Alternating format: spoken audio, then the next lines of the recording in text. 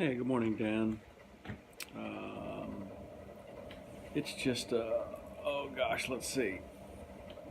Still Christmas Eve morning, maybe an hour later since I made that last video. I am,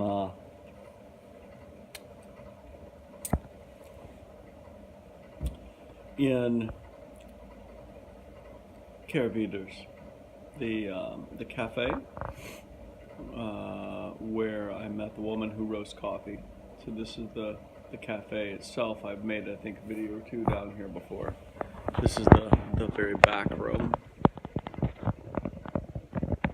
Just to give you a sense of where I'm at. Down there is Platz, which is where the Juliterg, the Christmas market, is.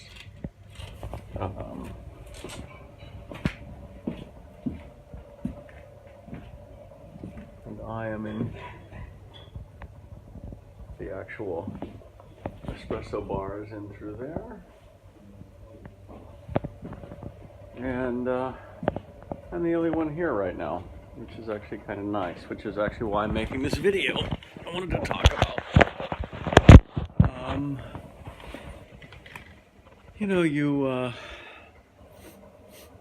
don't know how you and Sarah feel when you guys go to Wales, but there's a point where you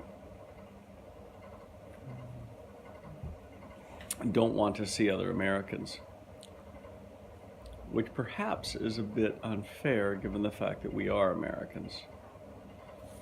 Last night, Marshall Preston and I went down to the Christmas market to get sausage and potatoes and sauerkraut from one of the street vendors. It was really good, but while we were there, a couple of American women came up who were from Virginia, and they were, they were fine. They were like, "Oh, where are you from?" And for just a second, I almost didn't answer. I mean, like, literally, it was like a long 2-second pause, and I finally answered. I don't know. It's like, while I'm over here, I don't want to be with other Americans other than my family, of course. Duncan and Clea and Layla.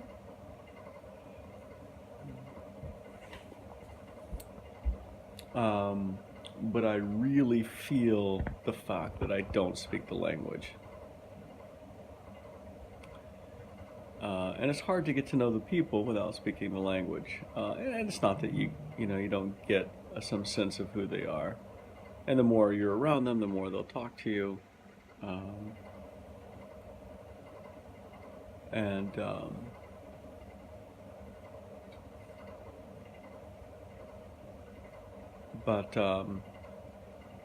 Yeah, I just felt almost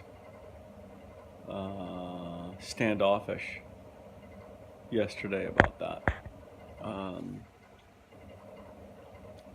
I also find that while I'm here,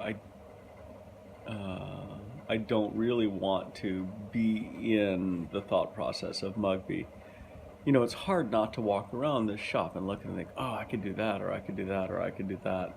That would be cool. And it would be. So, but I'm trying not to put myself back into that thought process until I have to. Fortunately, everything seems to be taken care of pretty well back at home. So, Beth and I had coffee and other with Velo and Kaya. They're the owners of Kehrwieders. And they live, I don't think I told you this, maybe I did, they live right across the street from where we're staying. Which again is, a 5-minute walk from here, or maybe less. Anyway, so we were here for almost 3 hours having dessert and coffee and other with them. And had a long rambling conversation about a lot of things.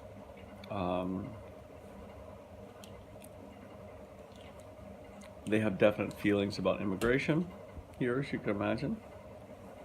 We talked a lot about Russians In fact, a lot of Russians who are living here go to Russian school, and they don't really speak much Estonian all the way up through when they're done with high school. They speak only Russian. But they also carry a gray passport, not an EU passport like the rest of the Estonians.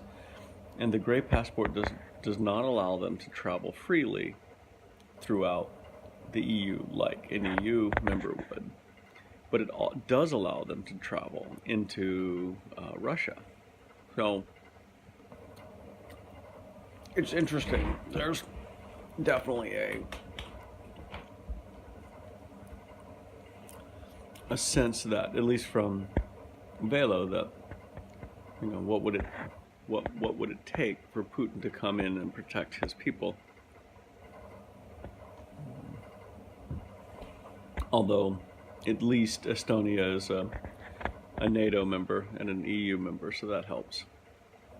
But anyway, we had this long conversation with them. It was actually really nice. We were, like I said, we were down here almost 3 hours talking. And I learned that they pay 11,000 euros rent for this space. Which I guess if you're doing 5,000 euros a day in sales during the summer, it justifies it. So they say they get through the little alleyway, beyond, you know, past their cafe door, almost 100,000 people a day. Now granted, that's 100,000 people walking back and forth, and probably half of them are repeats, so they're getting really 50,000. That's a lot of people in this town in the summertime. I'm glad I'm here in the winter. They did say that at Christmas, most of the Estonians get out of town if they can, leaving Russians, because the Russian Christmas is not until January 6th, and tourists. And I tell you, town has been filling with tourists. Kind of depressing because they're everywhere. I mean, it used to be I was the only one taking pictures and shooting video and walking around mumbling to myself. Now there's people everywhere doing it. So I imagine most of the vendors here have fatigue with tourists. And I hate to think that I fall in that, but I guess I do. Especially in Vanillin, Old Town. I mean, it draws them in. I can see why it's beautiful here. So anyway, rather than rambling on and on and on, I will finish this video. I hope all of you are well. And I do want to shoot some video around St. Olav's Church today, which is that church was built in 13th century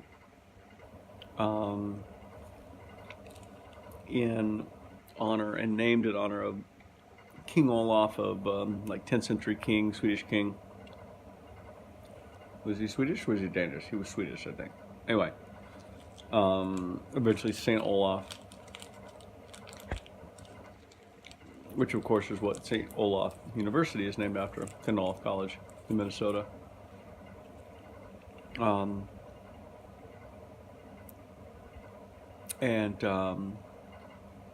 And also I want to shoot some video around Lena Hall. And I don't know if I told you, but I found my people. There's people who swim open water down at the Baltic, down near the ferry landing every day. So I haven't been down there yet. Mainly they swim at 7 in the morning. It's like 7 in the friggin' morning. I'm not even awake yet. I have found that my hours have shifted. I'm up much later now. So I got up this morning at 7:15. But they also swim around 1 o'clock, around 13, and then around 19. So again, by 19, I'm already having dinner with everybody.